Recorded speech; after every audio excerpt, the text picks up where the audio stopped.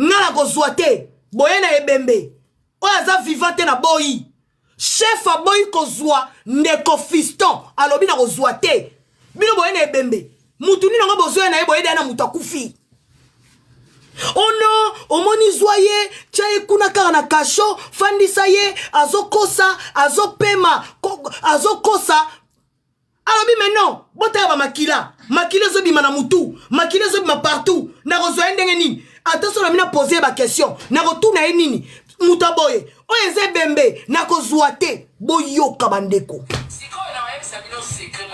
oyo version auditorat militaire.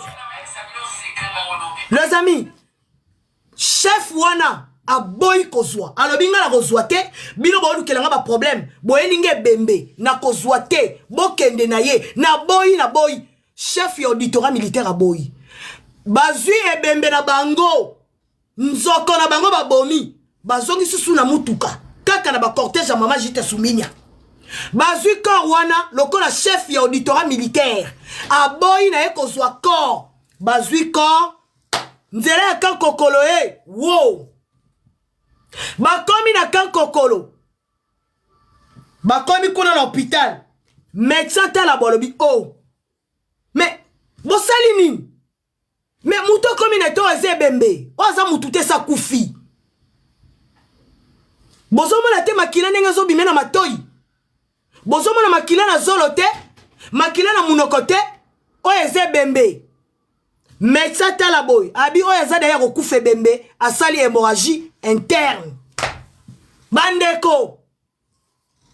bandeko chef auditorat militaire mbala moko abengi alerté tango bango bazwi corps bake nango na kankokolo chef auditorat militaire abengi kankokolo alobi bazoyela bino mutu moko wana baze bembe cortège ya madame Jite Suminya eze bembe nga na boyi kozwa ye na auditorat militaire donc bangaki balatisa auditorat militaire ke yende mutu abomi policier oyo na kasho mpona kocamoufle baprotege Jite Suminya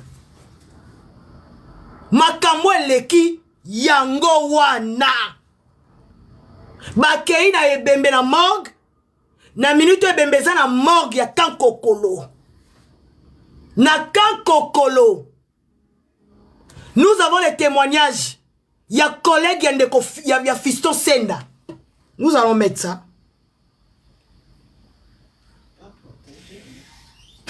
Il faut pas protéger. Torosenga la justice. Yambo Kanabiso, avant de mettre la vidéo, Torosenga na justice Yambo Kanabiso. Excellence au ministre Costa Mutamba. Torosenga justice ça Moussa Nango. Merci parce que communiqué et si Epesami, Madame Jite Suminya doit répondre à ses actes. Namboka Oyo, Tomoni Marie Le Pen, va condamner Marie Le Pen na France. Mais est-ce que pour Jite Suminya ça pour mona Marie Le Pen? Non, je ne pense pas. Mais Marie Le Pen va condamner. Va bambina éligibilité. A coquille jamais qu'on postuler en 2027. Va condamner 5 ans. Marie Le Pen.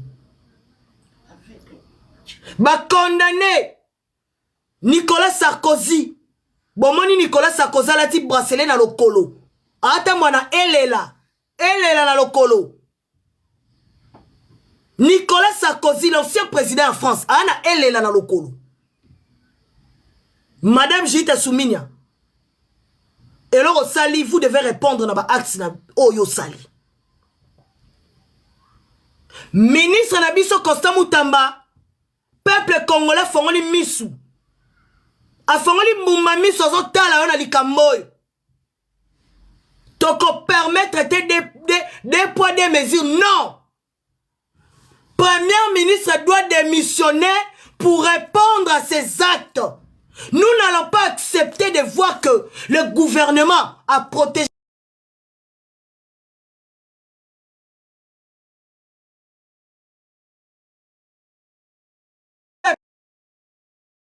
répondre à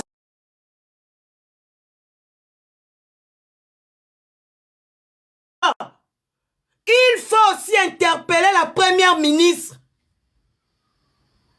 Et elle mérite d'être condamnée. Elle doit répondre à ses actes.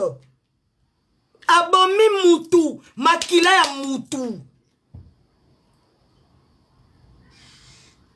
Bandeko na minute oyo, corps eza na morgue, ils ont essayé de camoufler la situation, de ne pas dire la vérité.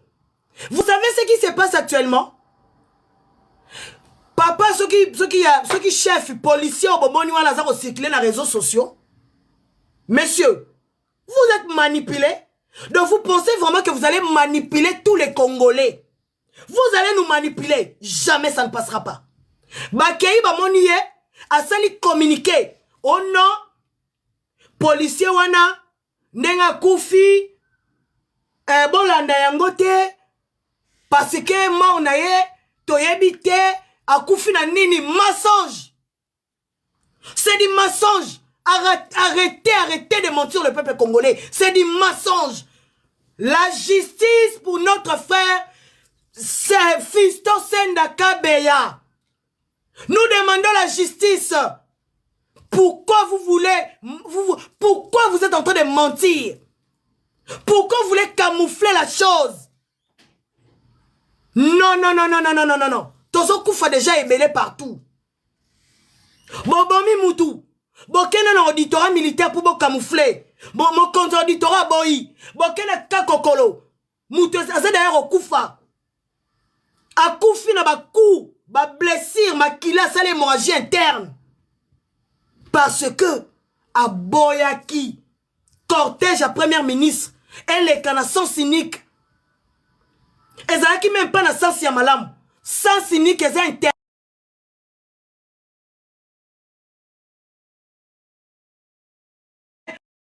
Maman Jite Souminia, mon contact gouvernement. Exemple, ni yo pesibiso ba peuple. Ce qui nga lobi na un sens cynique, vous allez me condamner? Ah mais non.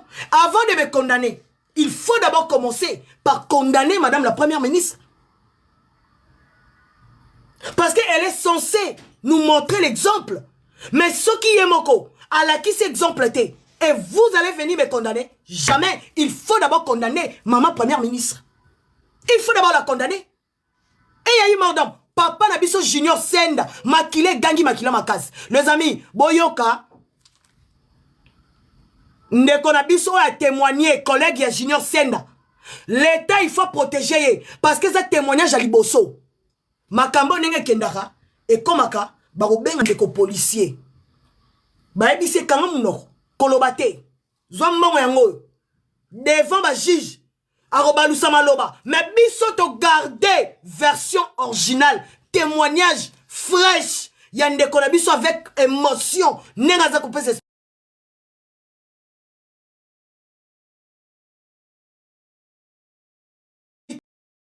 Les amis, écoutez-moi.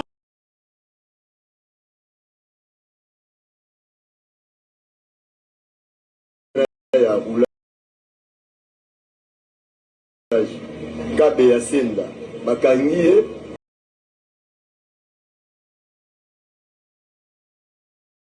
na lobby na ba 19 a kufeli kono auditorat siko bazwe dembe bakenda ngona morgue kampokolo na micho edembe sana morgue kampokolo na morgue kampokolo na kuma major wa kende kine dembe wana eza na morgue kamkombone pesa wana na morgue kampokolo en circulation sur les réseaux sociaux. Information faisant état du décès du Boyoki ninga ba témoigner non?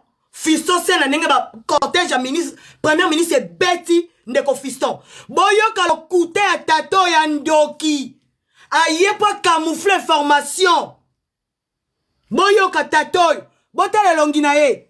Tata oyo aleki pas camoufler. Situation. Oh non, et ça manipulation na réseaux sociaux. Oh non, bato réseaux sociaux bazo kosa. Biso bato réseaux sociaux bazo kosa na nini. Biso to fandaki. Tangu cortège a dit te souminya. E bomi mutu. Biso to zalaki te. Et comme to loba oh non, to loba te. Pour la nini, camouflage jamais kolekate. To fongoli ba parler. Ne ko partager mission. Kabole mission. Julie te souminya doit répondre à ses actes. Et comme il y a kosa, botala. Bota la papoy. Brigadier de première classe. Boyoka. Kabeya Senda, fiston de la police de circulation routière de Kinshasa. Manipulation. Les circonstances de la mort n'étant pas encore élucidées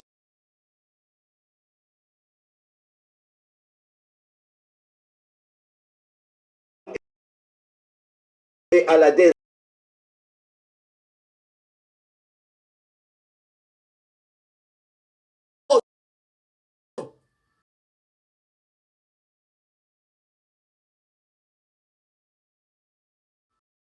Pourquoi bolingi bo camoufler vérité?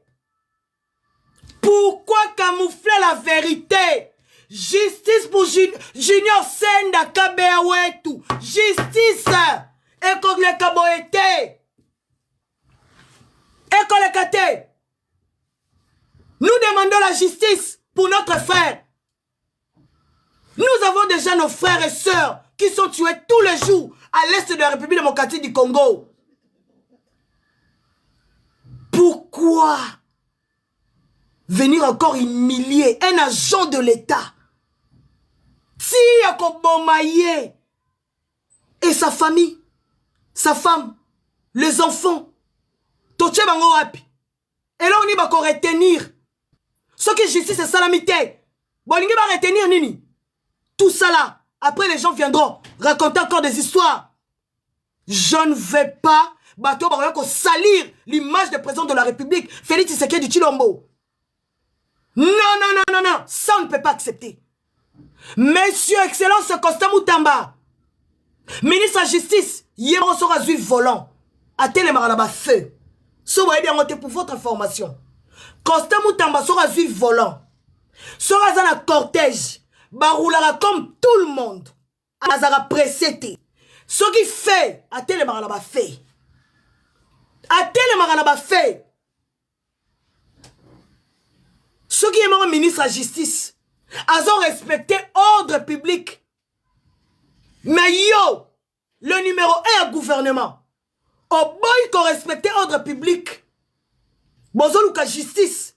Et couvrir bino. Nous disons non. Excellence, ministre Constant Moutamba, peuple congolais fongoli mis na dossier. Dossier yo. Un dossier très sensible. Et l'oumi solo. Tokoki ko camoufler yangote. Elumi solo. La justice doit faire sa part des choses. Nous demandons 1. La démission de la première ministre Judith Suminya. 2. Nous demandons que la première ministre doit se présenter